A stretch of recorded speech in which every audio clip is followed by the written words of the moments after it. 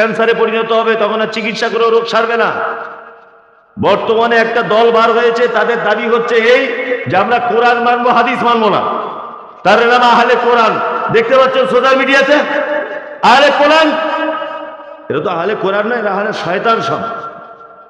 যদি বলছেন কেন, তাদের একটা মাত্র দলিল পবিত্র আল কোরআনের আয়াত, এই আয়াতটা আল্লাহ তাআলা বলেছেন ইত্তাবিউ মা উনজিলা ইলাইকুম মির রাব্বিকুম, আমার রবের পক্ষ থেকে যেটা অবতীর্ণ হয়েছে তোমরা তার আনুগত্য করো। ওদের দলিল এটাই।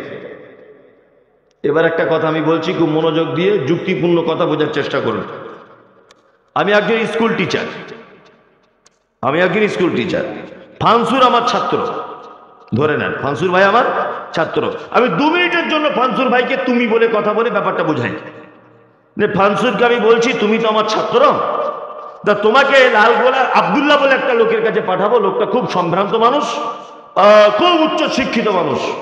10 দিনের জন্য তোমার কাছে থাকতে হবে ওর কাছে তোমাকে। তা ফানসুর তুমি এক কাজ করবে, ও যা যা তোমাকে বলবে তুমি তাই মতো করে চলবে। তাহলে আমি ফানসুরকে পাঠালাম কোথায়? লালগোলায় আব্দুল্লাহর কাছে। আর আমি ফানসুরে কে হচ্ছি? শিক্ষক। এবার ফানসুর আব্দুল্লাহর কাছে গেছে লালগোলাতে। আব্দুল্লাহ যাবার পরেই বলছে আমার মাথাটা একটু তেল লাগিয়ে দাও তো।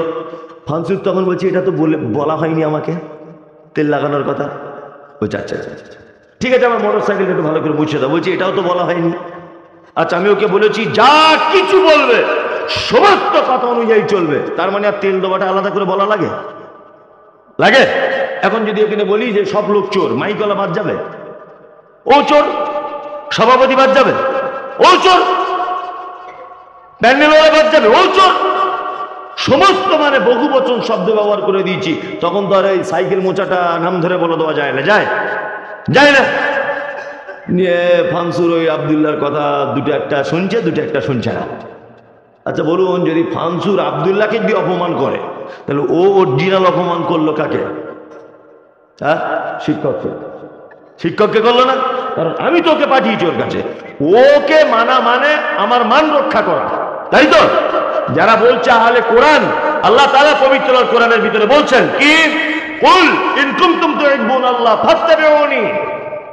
সুবহানাল্লাহ। তোমরা যদি আমার ভালোবাসা যদি পেতে চাও, কে বলছে এটা? আল্লাহ। তোমরা যদি আমার ভালোবাসা যদি পেতে চাও ফাত্তাবিউনি, তাহলে মুহাম্মদ সাল্লাল্লাহু আলাইহি ওয়াসাল্লামের আনুগত্য করে চলো। কি বলছি বুঝতে পারছেন?